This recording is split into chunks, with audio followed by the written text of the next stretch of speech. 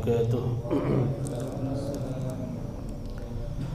بسم الله الرحمن الرحيم. الفاتحة على هذه النية وعلى كل نية صالحة وعلى ما نوى سيد الحبيب عمر وإلى حضرة النبي سيدنا محمد صلى الله عليه وآله وصحبه وسلم بسر الفاتحة. أعوذ بالله من الشيطان الرجيم. بسم الله الرحمن الرحيم. الحمد لله رب العالمين الرحمن الرحيم مالك يوم الدين إياك نعبد وإياك نستعين اهدنا الصراط المستقيم صراط الذين أنعمت عليهم غير المغضوب عليهم ولا الضالين آمين. بسم الله الرحمن الرحيم. الحمد لله رب العالمين والصلاة والسلام على أشرف الأنبياء والمرسلين سيدنا محمد وعلى آله وصحبه أجمعين ولا حول ولا قوة إلا بالله العلي العظيم. نوينا التعلم والتعليم والنفع والانتفاع والتذكر والتذكير والإفادة والاستفادة والحث على التمسك بكتاب الله وسنة رسوله والدعوة إلى الهدى الدلالة على الخير لابتغاء وجه الله ومرضاته وقرب وثوابه من الله تعالى. يقول المصنف رحمه الله تعالى في كتابه إلى أن قال: ثم إنك سألتني عن العبودية وهي ثلاثة أشياء أحدها محافظة أمر الشرع وثانيها الرضا بالقضاء والقدر وقسمة الله وثالثها ترك رضا نفسك في طلب رضا الله تعالى.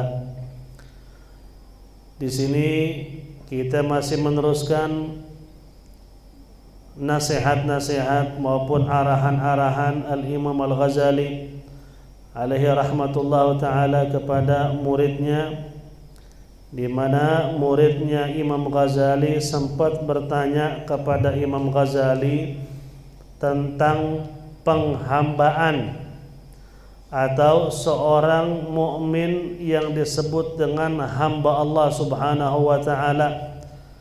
Jadi kita ini apakah disebut ataupun diakui di sisi Allah sebagai hambanya atau tidak? Kita semua ngaku kita hamba Allah, tapi masalahnya Allah mengakui kita sebagai hambanya atau tidak. Nah, itu jadi masalah. Kita bisa ngaku saya taat, saya adalah hamba Allah. Masalahnya sebaliknya, Anda diakuin gak sama Allah sebagai hambanya? Jangan-jangan hamba dunia, hamba hawa nafsu, hamba syaitan, sedangkan dia ngerasa dirinya adalah hamba Allah. Nah, makanya di sini seorang murid yang luar biasa ini, beliau sudah belajar begitu lama kepada gurunya, tapi tetap dia haus akan nasihat gurunya. Nah, ini sebagai pelajaran buat kita. Sejauh mana ilmu kita, sejauh mana tingkatan kita punya ilmu, tetap kita ini harus selalu haus akan nasihat. Bukan sudah berilmu ngerasa nggak mau dinasehatin lagi. Maunya memberikan arahan nasihat, diberikan nasihat, masukan nggak terima. Itu tandanya nggak berilmu. Kan saya pernah cerita bagaimana Al-Habib Ali bin Muhammad bin Husain Al-Habsyi alaihi rahmatullah, seorang ulama wali qutub pada zamannya. Bahkan beliau ini berjumpa dengan Nabi itu sering dalam mimpi maupun terjaga. Saking solehnya Habib Ali bin Muhammad bin Husain Al-Habsyi. Bahkan beliau kalau ceramah, sebelum ceramah saja sudah orang yang hadir itu nangis. Belum ngomong dia, baru berdiri mau ceramah, yang hadir udah nangis, belum ngomong apa-apa. Makanya kan beliau diberikan julukan oleh para aulia Mughnathithul Qulub. Dia seperti magnet bagi hati, karena setiap orang ketemu beliau langsung hatinya kayak langsung ketarik hatinya. Subhanallah, itu saking besarnya makamnya beliau di sisi Allah Subhanahu wa taala. Segitu besarnya makamnya di sisi Allah, penghambaannya luar biasa. Tetap beliau sampai bilang di akhir hayatnya, man nasahani fa inni linushi qabil. Siapapun yang akan memberikan nasihat kepadaku, aku akan terima nasihatnya. Bahkan dalam riwayat disebutkan, saya pernah dengar langsung itu dari guru-guru, kalau saya nggak salah dari Al-Habib Abdullah bin Syihab alaihi rahmatullah. Jadi Habib Ali Habsyi ini ketika akhir hayatnya sempat sedih. Apa yang membuat beliau sedih? Yang bikin beliau sedih, di akhir hayatnya beliau bilang, dari dulu sampai sekarang belum ada orang yang nasihatin saya. Emang siapa saya kagak dinasehatin? Jadi dia itu kangen dinasehatin, bayangin, sampai sedih. Orang sekarang dinasehatin kagak terima, beda tuh. Dikasih masukan kagak terima, dinasehatin kagak terima, malah hatinya gedumbel. Lah ente siapa dibandingin Habib Ali Habsyi? Nah di situ kita harus ngambil ibrah. Rasulullah sallallahu alaihi wasallam, manusia yang paling sempurna, nggak ada manusia ciptaan Allah manapun selain manusia yang lebih sempurna daripada baginda Rasulullah. Segitunya dikasih masukan sama istrinya diterima, dikasih masukan sama sahabat, beliau kagak pernah nolak. Bahkan diiyakan masukan sahabat, sekaligus masukan istrinya pun diiyakan oleh Rasulullah sallallahu alaihi wasallam. Nah, di sini kita harus tahu siapakah yang pantas disebut dengan hamba Allah di sisi Allah, bukan di sisi manusia. Setiap orang bisa ngaku, tapi belum tentu kita di sisi Allah diakui. Itu masalah di situ ya. Orang sekarang ngaku, ana paling sunnah, ana paling ikutin Nabi, belum tentu di sisi Nabi yang tidak akuin. Kan ucapan doang itu. Nabi akuin nggak? Wallahu a'lam. Makanya di samping kita ini ngikutin sunnah, menjalankan ibadah, minta sama Allah, ya Allah, mudah-mudahan dengan ibadah ini saya diakui sebagai hambamu. Bukan langsung sombong, gua udah hamba Allah pasti. Nggak mungkin, belum tentu. Nah, maka di sini ada tanda-tandanya. Al-Imam Al-Ghazali alaihi rahmatullah ngasih tahu ke muridnya, "Tsumma innaka sa'altani 'anil 'ubudiyah." Kemudian, tsumma itu kemudian. Innaka, kamu, sesungguhnya engkau atau kamu, sa'altani, bertanya kepadaku, an, tentang al-ubudiyah, tentang penghambaan. Kamu bertanya kepadaku tentang penghambaan, ataupun disebut orang yang disebut dengan hamba Allah itu cirinya apa itu? Di sisi Allah dia sebagai hamba Allah, cirinya apa? Kata Imam Ghazali, wahiya thalathatu asya. Ciri orang yang disebut dengan apa? Orang yang benar-benar hamba Allah itu tiga cirinya. Maksudnya Anda diakuin oleh Allah sebagai hambanya itu cirinya tiga. Bukan ente ngaku sebagai hamba Allah. Setiap orang pasti ngaku. Masalahnya kebalikannya. Nah, bagaimana caranya kita tahu dan insya Allah kita diakui oleh Allah sebagai hambanya? Yang pertama, ahaduha, diantaranya, muhafazati amri syar'i wal mudawamati alaihi bila tarkin wala hawan. Yang pertama, muhafazah amr syara', yaitu dia selalu menjaga semua aturan-aturan syariat. Allah bilang ini wajib jalanin, ini wajib ditinggalin, dilakuin sama dia itu. Yang diperintahkan dijalanin, yang dilarang ditinggalin. Itu tingkatan, itu adalah dasar pertama orang menjadi hamba. Kalau ngaku hamba Allah, perintah Allah kadang-kadang sholat kesiangan mulu malah. Kerja mah Masya Allah hebatnya, subuh jam 6, jam setengah 7, Isya ketiduran sampai subuh. Ini sih hamba hawa nafsu namanya nih, bukan hamba Allah ya. Walaupun dia ngaku hamba Allah, dia hamba hamba li nafsihi, dia adalah abdun li nafsih, dia hamba untuk dirinya, bukan untuk Tuhannya. Nah ini kita lihat sejauh mana kita hubungannya dengan Allah. Perintah Allah kita jalani nggak? Alhamdulillah sudah dijalanin. Larangannya masihlah kadang-kadang kita ngelakuin dosa. Kalau dosa kecil masih wajar, manusia kita. Dosa besar harus dihindarin, wajib. Dosa kecil kita selalu taubat. Dosa kecil kan sulit untuk dihindari bagi seorang muslim, manusia biasa, pasti ada aja. Nah, cuman kan antara sholat dengan sholat bisa ngapus dosa kecil. Antara Jumat dengan Jumat bisa ngapus dosa kecil. Antara Ramadan dengan Ramadan bisa ngapus dosa kecil. Setelah Ramadan kangen pengen Ramadan tahun depan masuk. Tuh selama setahun dosa kecil dihapus sama Allah. Cuman dosa besar wajib ditinggalin. Khususnya dosa paling banyak di sekitar kita sekarang nih, Yang sulit untuk kita hindarin dosa an-nadhar. Dosa mata nih, masalahnya kita sekarang nih. Entah itu di TV ke, di handphone ke, di jalan ke, sebisanya setiap kita ngelihat sesuatu yang bermaksiat langsung itu mata. Nah, langsung kita alihkan pandangan dan istighfar 3 kali dari hati. Astaghfirullahaladzim. Karena kalau sering ente begitu, itu yang membuat ente bisa mimpi Nabi. Itu kalau mau mimpi Nabi, setiap melihat sesuatu yang haram ente istighfar. Karena sulit kita bisa mimpi Nabi, tapi mata kita masih apa? Masih penuh dengan dosa. Karena ngelihat Nabi itu anugerah besar loh, nggak sembarangan. Kalau ente tiba-tiba didatangi ataupun dipanggil ataupun dibikin dikangenin oleh Nabi sampai bisa mimpi, itu luar biasa. Itu nggak akan terjadi kalau mata masih penuh dengan dosa. Istighfar mulu. Kita punya masa lalu, kita semua punya masa lalu, nggak ada yang kagak. Mulai sekarang rubah, udah. Apalagi yang udah berumah tangga, udah jaga tuh mata. Melihat hal-hal haram, pandangan yang nggak beres, hilangin. Yang di depan kita itu yang kita pandang, itu bisa jadi setan yang nyerupain manusia yang berharap ente ngelakuin dosa. Terkadang seperti itu. Kita ini kan hanya dipengaruhi oleh pandangan-pandangan yang indah. Padahal jangan-jangan itu setan. Setan nyerupain apa? Manusia. Makanya jaga pandangan. Kalau kita jaga pandangan, insya Allah itu anugerah besar. Karena kan kata Nabi dalam hadisnya apa? An-nadratu sahmun apa?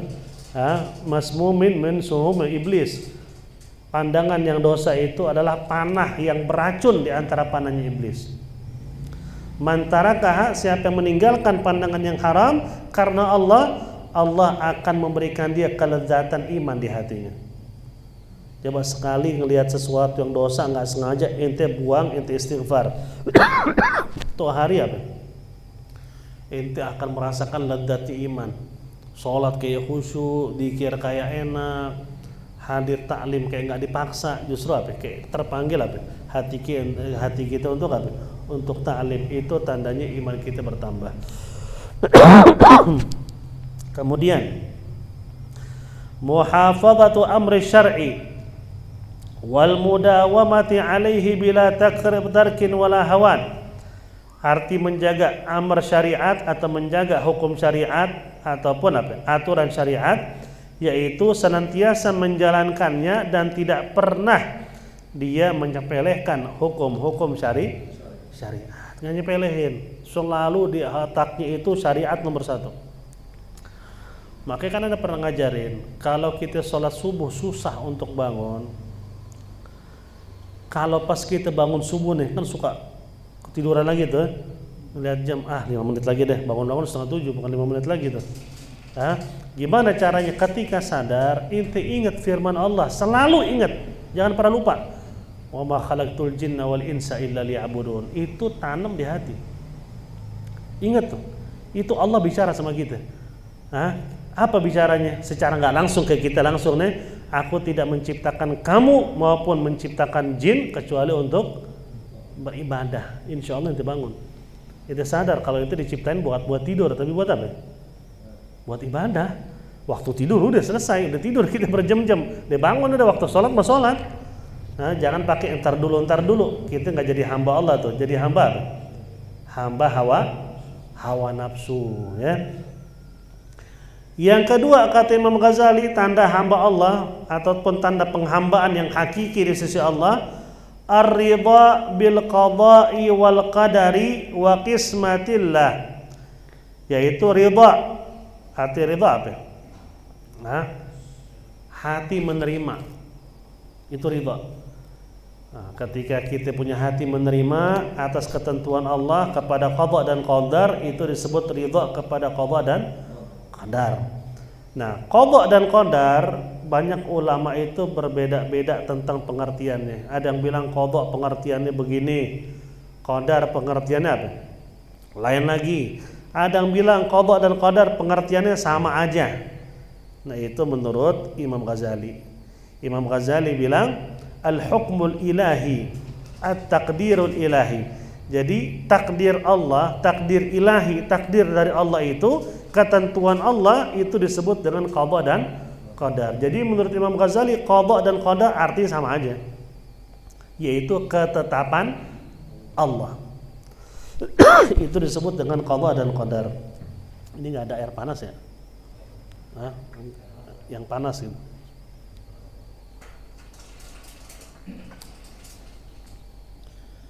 Nah, menerima qada dan qadar dan qismatillah dan pembagian Allah buat kita daripada rizki, ketetapan rizki yang Allah berikan, Allah kasih kita apa nih dalam hidup kita nih. Ujiannya apa? Ujian kita istri kita nggak taat, itu ujian kita. Itu ladangnya pahala kita. Gimana caranya kita ngerubah istri kita nih? Enggak, alhamdulillah istri kita taat, anaknya yang kagak beres. Nah itu ladang perjuangan kita. Alhamdulillah anak sama istri apa? Alhamdulillah luar biasa, ekonominya pas-pasan. Itu ladang perjuangan kita.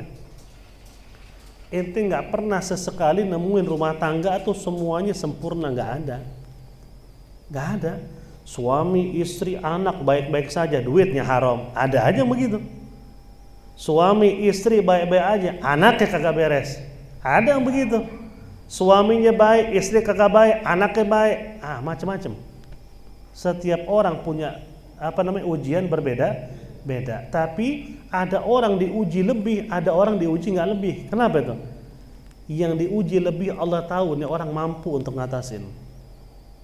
Dan orang yang diberikan ujian lebih itu orang punya iman lebih besar daripada yang diuji dengan ujian yang ringan. Makanya kita ini jangan kecil hati dengan ujian Allah.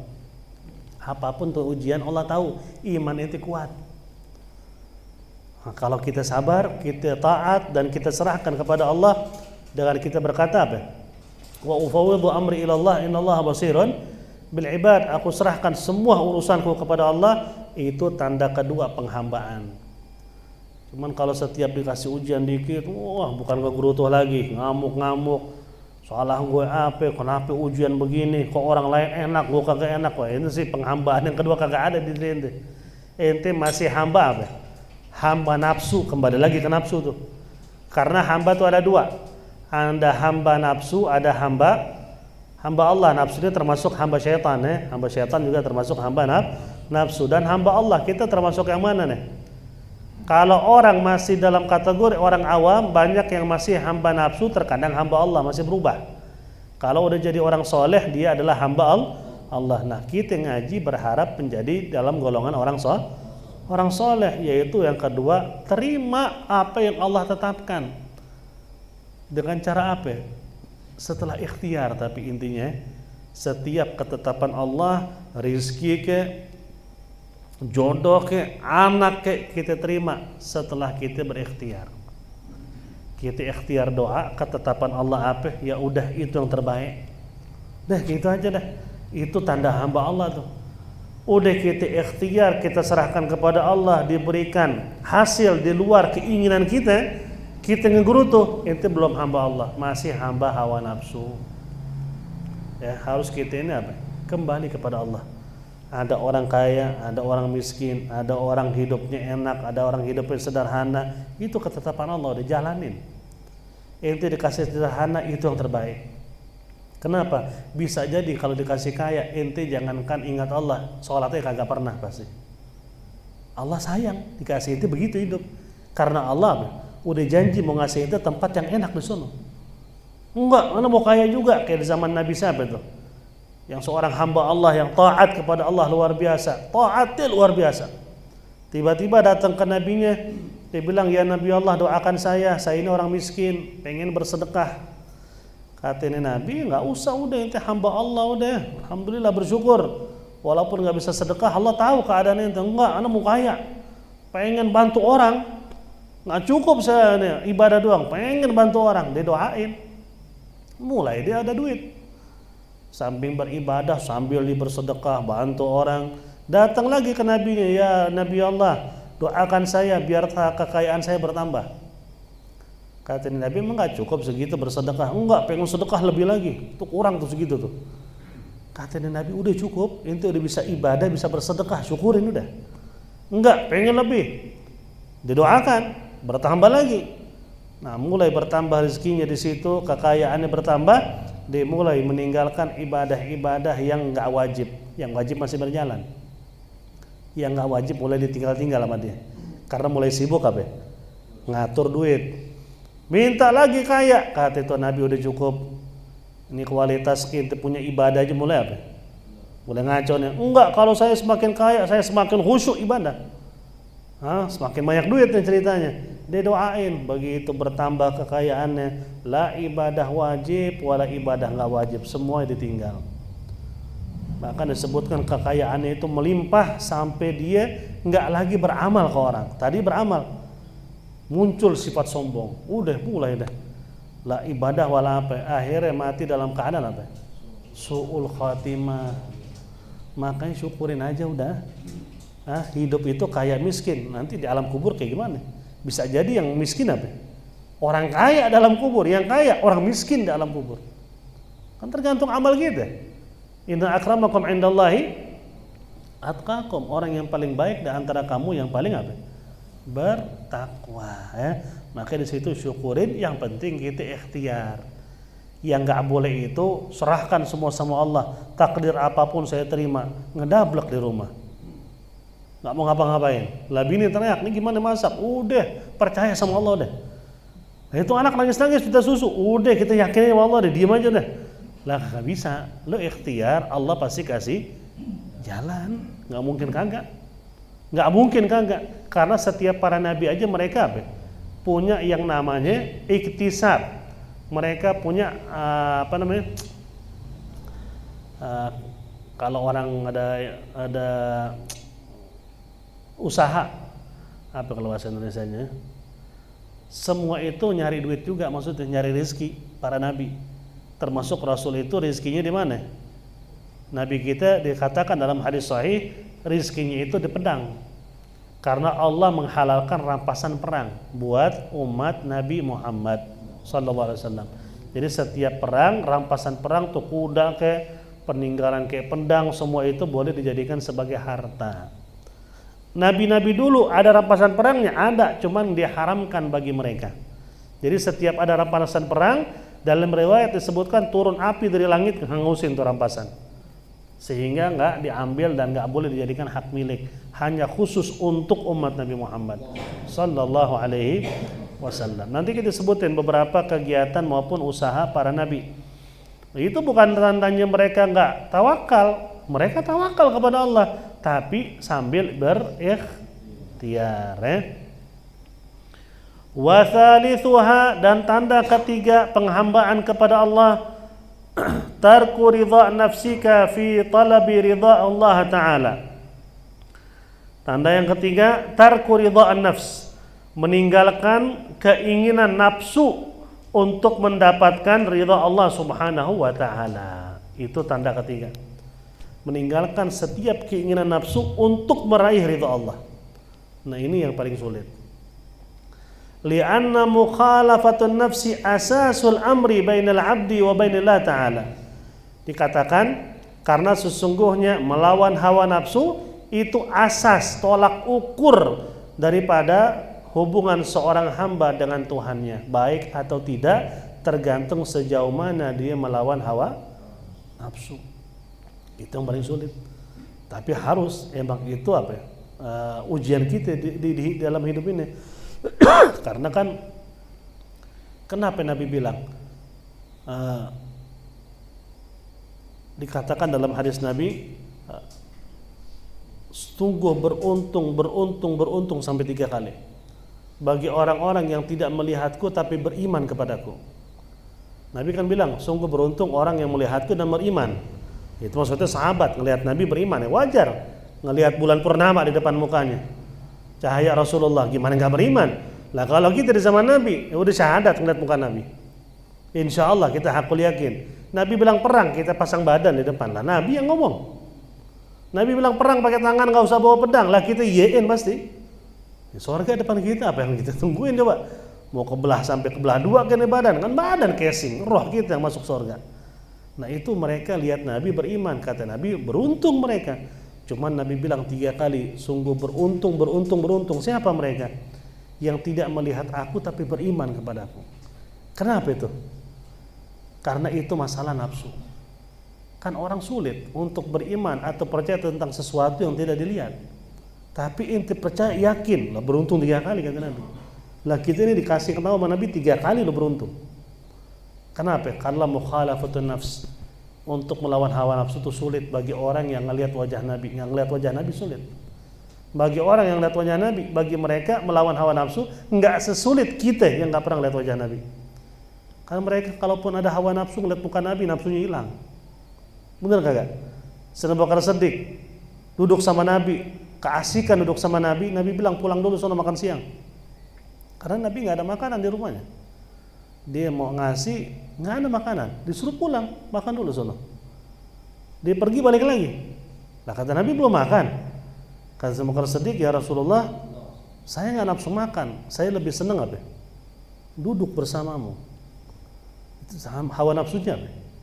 Hilang total di depan Nabi. Karena bagi mereka kalau udah ngeliat Nabi ini kagak ada hawa nafsu lagi udah. Mereka pengennya bersama Nabi kalau bisa nggak makan nggak minum sampai mati di depan Nabi. Nah, bagi mereka untuk lawan hawa nafsu nggak sesulit kita. Kita lebih sulit. Nabi nggak ada di tengah-tengah kita secara zahir, walaupun hakikatnya Nabi ada dan selalu perhatiin kita. Nah, tapi kita bisa lawan hawa nafsu, itu luar biasa. Itu kalau ente bisa, apalagi ana masih ingat Habib Abdullah bin Syihab alaihi rahmatullah, seorang wali besar di Hadramut zaman belum lama meninggal dunia. Beliau sampai ngomong waktu kita lagi ngaji sama beliau kitab Nasihat Diniyah setiap hari Kamis, beliau ngomong tuh, ente kalau mau jadi wali di Jawa cepet. Kalau otak ente mau jadi wali di Jawa cukup. Maksudnya di Indonesia, orang Hadramut tuh bilang Indonesia tuh Jawa. Ya, tahunya Pulau Jawa kan pulau terbesar ya. Nah, di Jawa cukup udah. Ente jaga penglihatan, jaga hati, ibadah yang benar, istighfar, baca Quran yang rajin, dakwah, jadi wali. Di sini jadi wali bisa, tapi lama. Kenapa? Ujiannya nggak seberat di Jawa. Di sana perempuan pakai baju hitam semua. Mata aja kagak kelihatan, apalagi ditarim. Matanya kagak kelihatan. Gimana badannya? Dia jalan depan belakangnya sama, bajunya apa? Lebar semua, kagak ada yang ketat. Jadi gak ketahuan, pasar yang dagang laki, yang beli laki. Jadi situ jadi wali, ya makan waktu. Namun di Jawa jadi wali cepet. Kenapa? Maksiatnya banyak. Itu jaga pandangan, istighfar banyak, dekatkan diri kepada Allah, walaupun kita nggak pernah harap jadi wali. Nah, jadi emang wali bisa dicari. Menjadi wali istighfar. Ente pikir S1 S2 atau wali? Nah, itu anugerah dari Allah. Ketika Allah ngelihat kita pantas dijadikan wali tanpa kita minta. Dan gak sedikit orang awam yang bukan siapa-siapa Allah pilih jadi wali, banyak. Ya semua kehendak Allah. Emang para nabi jadi nabi dia minta daftar gitu. Pas lahir, pas umur 7 tahun, mak daftarin biar jadi nabi yang ke-24. Gak bisa. Itu semua apa? Pilihan Allah. Cuman semua itu bisa kita raih dengan jihadun nafs, jihad lawan hawa nafsu. Sebagaimana Ibrahim bin Adham, beliau itu dalam sejarahnya Habib Umar pernah cerita, dia senang dengan makan manis-manisan. Rasul Sallallahu Alaihi Wasallam termasuk orang yang suka dengan manis-manisan. Kalau di Yaman tuh ada yang kayak manis-manisan gitu tuh, lembek deh kayak apa di sini? Kayak dodol modelnya, cuman bukan dodol. Nah itu biasa tuh manisan orang-orang Timur Tengah tuh. Nah itu dibikinnya pakai rempah-rempah, emang kalau kita makan rasanya rempah. Nah itu Ibrahim bin Adham saking senengnya dengan manis-manisan, dia nggak mau makan sampai 35 tahun. 35 tahun dia nggak mau makan manis-manisan. Kenapa? Hatinya pengen banget soalnya.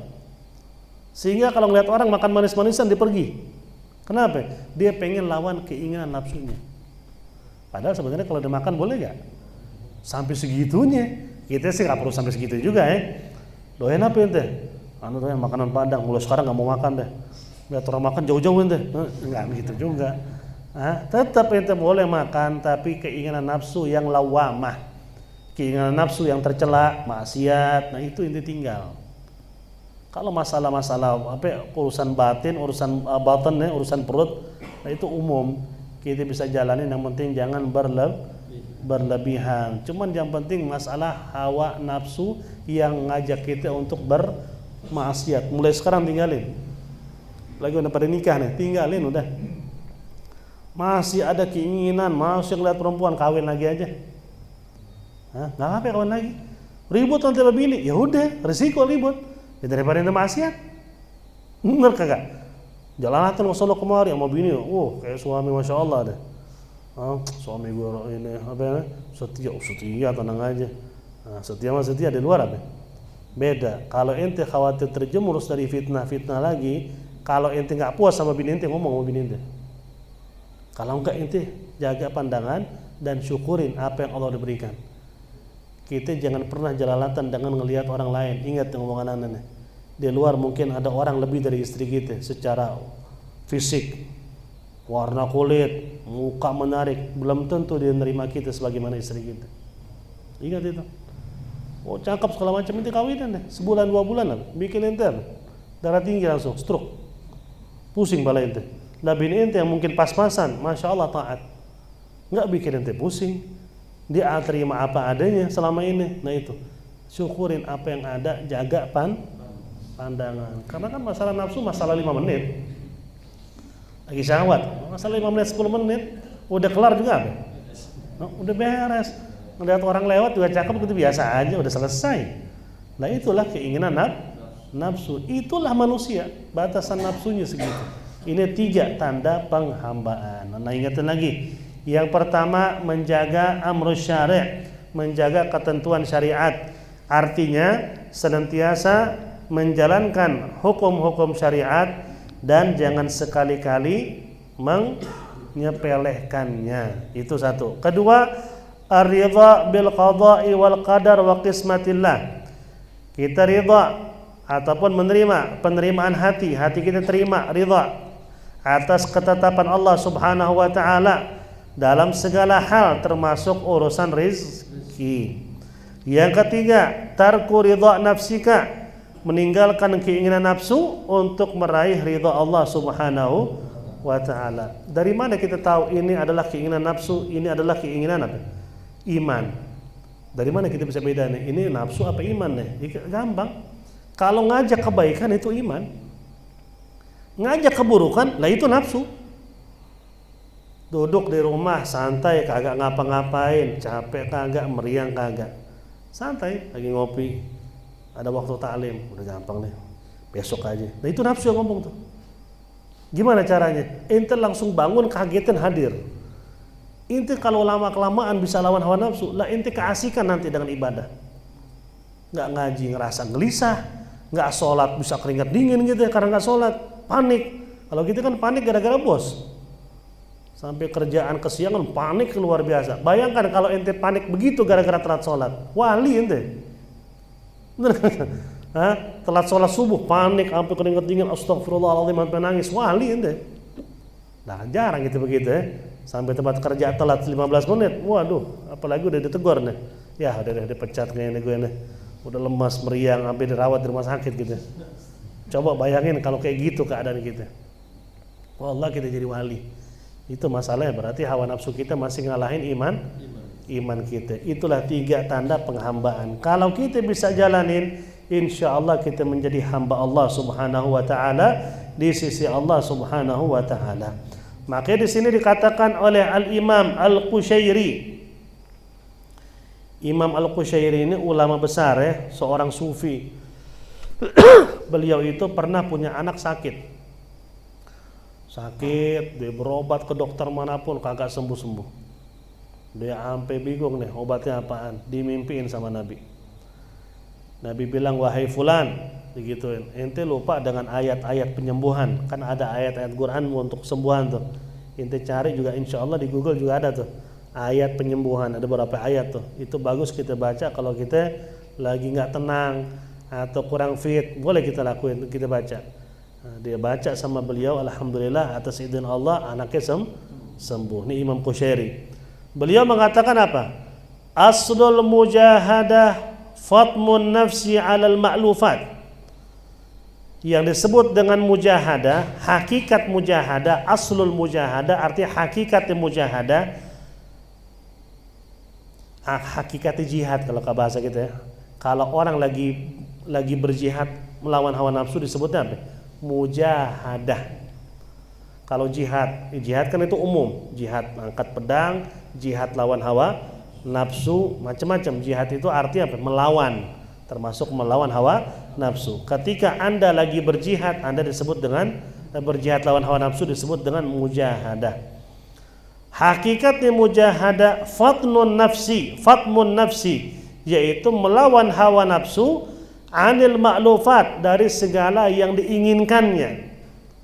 Melawan hawa nafsu dari segala yang diinginkan oleh hawa nafsu. Wa hamluha, dan digiring nafsunya untuk mengikuti segala sesuatu yang tidak disukai oleh nafsu. Itu arti mujahadah tuh, melawan hawa nafsu dari segala sesuatu yang apa? Yang diinginkannya, dan digiring nafsunya untuk menyukai segala sesuatu yang tidak disukai oleh nafsunya. Jadi yang nggak disukai sama nafsunya dipaksa nafsunya harus suka. Apa contohnya? Kita lebih sering nongkrong daripada ngaji, paksain ngaji karena hawa nafsu kita demennya nongkrong. Enggak, lo harus ngaji. Enggak, gue mau nongkrong, harus ngaji lo, gitu nafsu kita. Lama-lama kalau sudah nafsu ngikutin keinginan kita, itulah yang disebut dengan wali. Wali itu nafsunya ngikutin apa yang diinginkan oleh imannya. Jadi nafsunya nggak bisa giring dia lagi, justru nafsunya digiring sama dia. Nafsu digiring untuk menyukai segala sesuatu apa? Yang tidak disukai oleh nafsunya, dipaksa untuk suka. Nah itu namanya mujahadah. Nah ini adalah tentang al-ubudiyah, tanda penghambaan. Mudah-mudahan kita semua yang hadir, keluarga kita, teman-teman dekat kita, insya Allah dihitung oleh Allah sebagai hambanya. Amin ya rabbal alamin. Karena indah ketika di hari kiamat, kata Habib Umar, ketika kita ini dibangkitkan di hadapan Allah, Allah manggil kita apa? Ya abdi, itu luar biasa. Ketika Allah panggil ente apa? Wahai hambaku, itu panggilan luar biasa. Berarti ente tidak akuin. Coba kalau dipanggil ya fulan, berarti bukan siapa-siapa ente. Cuman ketika dipanggil lagi mau diadili nih, diadili di hadapan Allah, tapi dari awal Allah sudah panggil ente ya abdi, itu udah tanda bagus. Itu udah tanda baik udah. Karena itu panggilan yang mahal. Ketika Anda dihitung oleh Allah sebagai hambanya, itu mahal banget. Nah, caranya gimana? Itu tiga tuh caranya untuk kita dihitung oleh Allah atau dianggap di sisi Allah sebagai hambanya. Insya Allah berikutnya kita akan bahas tentang at-tawakkul. Nah, apa itu arti tawakul? Nah, karena murid Imam Ghazali juga nanya soal tawakul ya, apa itu arti tawakal? Insya Allah kita bahas di pertemuan kita yang akan datang insya Allah taala.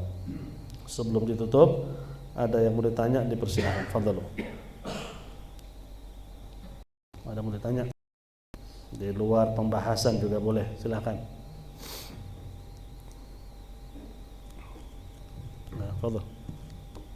Assalamualaikum warahmatullahi wabarakatuh. Waalaikumsalam warahmatullahi. Jika bayi yang ditahnik dengan kurma atau madu, apakah itu bayi setelahnya masih dikatakan bayi yang masih tidak najis kencingnya, bayi itu setelah ditahnik? Nah, ditahnik itu kan hanya sekedar memberikan keberkahan. Tahnik itu disunahkan ditahnik oleh orang soleh, di mana ketika air liur orang soleh masuk dengan harapan insya Allah ini anak menjadi anak yang soleh. Apakah itu pengaruh terhadap maaf kencingnya si bayi jadi najis mutawasitah? Enggak, tetap najisnya mukhaffafah. Kenapa? Karena tahnik bukan untuk ngasih makan dia. Paham nggak? Yang gini, bayi laki-laki usia di bawah 2 tahun tidak makan kecuali air susu ibunya doang, nggak pernah dikasih air susu botol kaleng. Jadi dia cuma nyusu sama ibunya. Usianya di bawah 2 tahun, laki-laki. Air kencingnya itu adalah najis mukhaffafah, najis yang ringan. Jadi kalau kena kencingnya di celana kita atau di sarung, tanda kencingnya itu cukup kita ambil air cipratin pakai tangan kita gini. sampai seluruh bekas kencingnya kena air, cipratan doang cukup udah, itu disebut dengan najis yang ringan. Cuman kalau sudah kecampur air ASI ibunya dengan susu, sesekali ibunya nyusuin, sesekali dikasih susu formula, nah itu bukan nah air kencingnya bukan ringan lagi, tapi jadi najis yang sedang. Nah sekarang dia nyusunya sama ibunya doang, tapi ditahnik. Apakah berubah jadi air kencingnya najis yang sedang? Enggak, tahnik itu bukan buat ngasih makan. Paham enggak? Yang pengaruh itu dikasih makan selain ASI ibunya. Tahnik kan bukan. Kalau bahasa kita cuma formalitas kan, cuma digosok doang dikit gitu, tabarukan doang. Itu enggak mempengaruhi dari segi hukum najis daripada kencing si bayi, karena bukan seperti susu formula. Susu formula kan dikasih karena buat ngenyangin. Tahnik kan bukan buat ngenyangin kan. Cuman ngikutin sunnah Rasulullah sallallahu alaihi wasallam. Jadi enggak ngerubah. Tetap najisnya adalah ringan. Tapi khusus anak bayi laki-laki. Kalau perempuan dari bayi sudah najis yang sedang.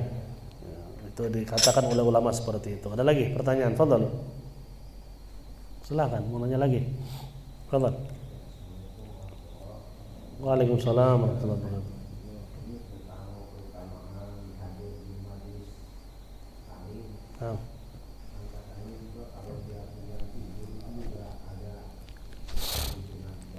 Nah.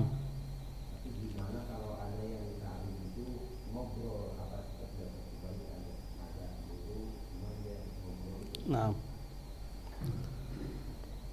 hadir di majelis ilmu, mendengarkan, dengar sambil memahami, nulis, semua dapat keberkahannya. Walaupun emang berbeda-beda. Yang dengerin doang pahalanya gede, dengerin sambil paham lebih gede, dengerin sambil paham sambil nulis lebih gede lagi. Datang ketiduran dapat tetap berkahnya majelis ilmu. Datang ngobrol kagak ada. Kenapa? Karena jatuhnya bukan hadir majelis ilmu.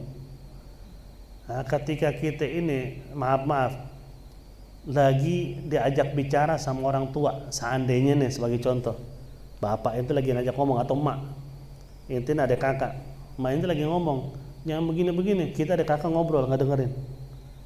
Kira-kira itu adab gak sama emak kita? Padahal emak lagi ngomong.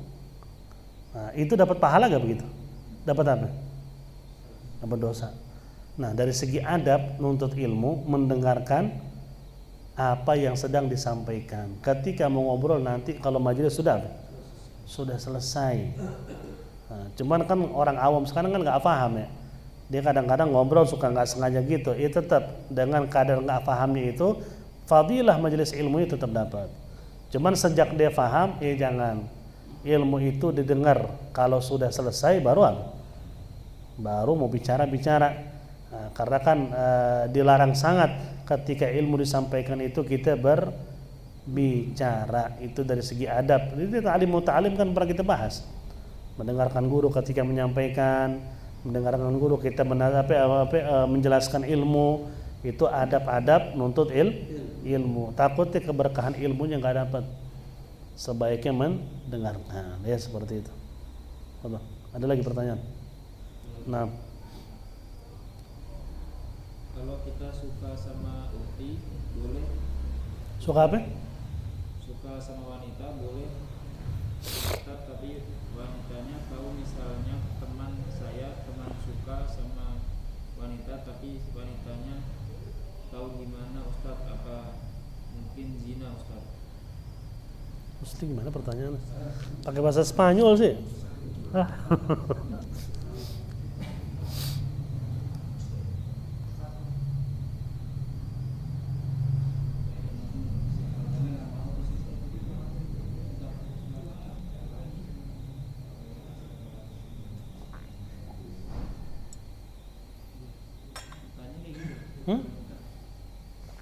Coba ulang pelan-pelan ya bacanya. Kalau kita suka sama ukti boleh Ustadz, tapi uktinya tahu, misalnya teman suka sama ukti tapi uktinya tahu gimana Ustadz? Apa mungkin zina Ustadz? Anda nggak paham pertanyaannya masalah. Jadi gini aja. Nah, nanti di ta'lim yang berikutnya pertanyaannya diperbaikin lagi. Nggak paham gitu, bingung gitu nih. Ini yang suka dia apa temennya? Nah, kan gitu. Nggak paham Anda dengan pertanyaannya. Insya Allah kalau ditulis lagi, ulang lagi dan bisa difahami, insya Allah kita jawab ya. Wallahu a'lam bishawab. Fadhal. Nah. Bolehkah misalkan dekat sama perempuan, apakah boleh Ustaz? Nah, sedangkan perempuan itu tahu kalau dekat suka itu sampai dekat itu kan haram. Nah, perempuan itu tahu kalau itu dosa, apakah itu termasuk zina? Kalau maksudnya begitu, begini, yang namanya dekat itu tujuan apa? Ingat berkali-kali ini bilang kalau kita sudah serius sebaiknya datang ke keluarganya, bawa keluarga kita dan ungkapkan keseriusan kita. Nggak ada tuh namanya itu dekat-dekat, tapi bahasa anak sekarang ta'aruf syar'i ya, apa namanya? Ta'aruf syar'i, nggak ada ta'aruf syar'i ya, tetapnya haram-haram juga. Nah gimana sebaiknya kalau sudah serius bismillah, mau ngapain lagi deket-deketan? Nah, enggak, aneh mau kenal lebih dalam biar tahu sifat dia. Nggak akan bisa tahu sifat orang. Orang yang pacarannya kagak tahu sifat satu sama lain, bohong kalau tahu. Banyak kejadian, pacaran 6 tahun, nikah 2 tahun, cerai. Lah, pacaran 6 tahun. Namanya pacaran semua indah aja, ketemu seminggu sekali. Udah indah, kangen, indah. Kalau serumah, tarik masing-masing keluar tuh. Baru asli keluar, makanya nggak akan bisa tahu sifat orang kecuali dengan kita ngumpul serumah. Makanya cari yang penting kita lihat orang tuanya bagaimana, bukan cuma anaknya doang, orang tuanya orang-orang tahu gimana, masya Allah baik, bapak ya rajin sholat makal masjid. Gimana anaknya? Anaknya masya Allah sholatnya rajin, ada pengajian hadir, udah apalagi nih cari. Muka menarik, bismillah udah apalagi. Yang kita cari adalah kesolehannya. Bukan yang lain, nyari yang lain mah repot nanti urusannya. Jadi kesolehannya. Kenapa? Biar kita nggak repot kalau berumah tangga. Kalau udah serius, mau kenal-kenal, mau jalan-jalan ya udah deh, repot deh ntar deh. Syar'i jadi apa nanti? Bukan syar'i lagi nanti. Jadi agama setan nanti ujung-ujungnya. Nggak usah ya. Kalau mau dekat benar-benar serius, bismillah ungkapin ke keluarganya. Nggak usah pakai diem. Nggak usah pakai diam-diam. Kita ini pakai agama bicara, jangan pakai nafsu. Pacaran itu bebas itu orang Indonesia kenal dari negara barat. Dari negara barat. Dari siapa? Belanda bawa tuh pemahaman ke sini, orang kita ngikutin sampai sekarang. Lah kalau di negara-negara Islam kagak kenal begitu. Yang namanya pacaran kapan? Nikah, pacaran itu. Kita mau tahu sifat dia yang aslinya, dia tahu sifat kita apa? Asli kita. Mau pacaran, mau dekat biar tahu sifatnya, kagak akan ketahuan. Nggak akan ketahuan. Dia tetap aja indah-indah aja pasti. Ngambeknya dia aja kita pasti maafin, namanya pacaran ya. Karena setan masih apa? Masih bantu. Ngambeknya aja indah banget ya. Kalau dia serumah, dia ngambek. Kita lemparin pakai sendal kali. Ngambek-ngambek lah. Nah, dia beda lagi semua. Karena ketika serumah yang bicara iman udah, bukan apa?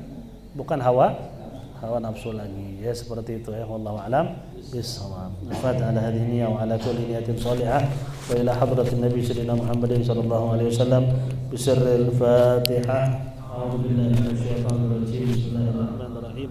Alhamdulillahi rabbil alamin arrahmanir rahim maliki yaumiddin. Shiratal ladzina an'amta 'alaihim ghairil maghdubi 'alaihim waladdallin. Ya Fadhil Hamd ya Karim Hamd ya Muhammad ya Tuhan Rabbi subhanahu rabbika rabbil izzati amma yasifun wa salamun alal mursalin walhamdulillahi rabbil alamin. Rabbana anfa'na bima 'allamtana wa bi'ilmina alladhi yanfa'una rabbina qina wa faqihna rabatan lana fi dinina ma'ahli al-qudri unta wa dhakar rabbi waffiqna wa waffiqhum lima تقضي قولا وفعلا كرما وارزق كل حلالا دائما علماء نهض بالخير ونكفى كل شر